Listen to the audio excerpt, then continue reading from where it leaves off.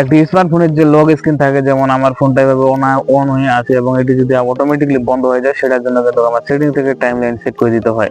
তো এটার জন্য আপনি সেটিং থেকে কিন্তু আপনি অটোমেটিকলি টাইমলাইন সেট করে দিতে পারবেন। তো এটার জন্য আপনি চলে আসবেন আপনার সেটিংসে।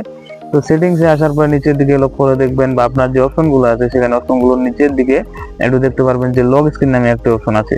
যদি আপনি এই লক স্ক্রিনের উপরে যান এবং আপনি প্রথমে যে অপশন আছে স্লিপ, যে অর্থাৎ টাইমলাইনের আগে যে বন্ধ হয়ে যাওয়া অর্থাৎ টাইমলাইন সেট করে দেওয়ার যে নিয়মটা, সেটা আপনি এখান থেকে দেখতে পারবেন। তো আমার এখানে অটোমেটিকলি 1 মিনিট সেট করে আছে। যদি আমি এটাতে চাই যে 15 সেকেন্ড সেট করব, তাহলে কিন্তু 15 সেকেন্ড পারবার অর্থাৎ স্ক্রিনে যদি আমি কোনো রকম কোনো টাচ না দিই, 15 সেকেন্ড পর কিন্তু অটোমেটিকলি আমার স্মার্টফোনটি বন্ধ হয়ে যাবে অর্থাৎ লক হয়ে যাবে, যেটা বলতে চাইছি।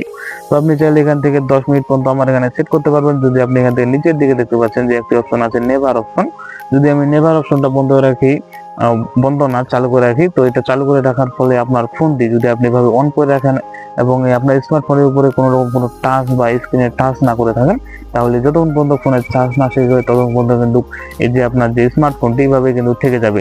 এবং যদি আমি এখানে কোনো রকম কোনো স্ক্রল ডাউন বা টাচ না করে, এটা কিন্তু এভাবেই থেকে যাবে। তো আমি এভাবে রাখবো না, আমি এটাকে 15 সেকেন্ড বা 1 মিনিট এরকম কিছু রাখবো, আপনি আপনার মতো করে রেখে নিতে পারবেন।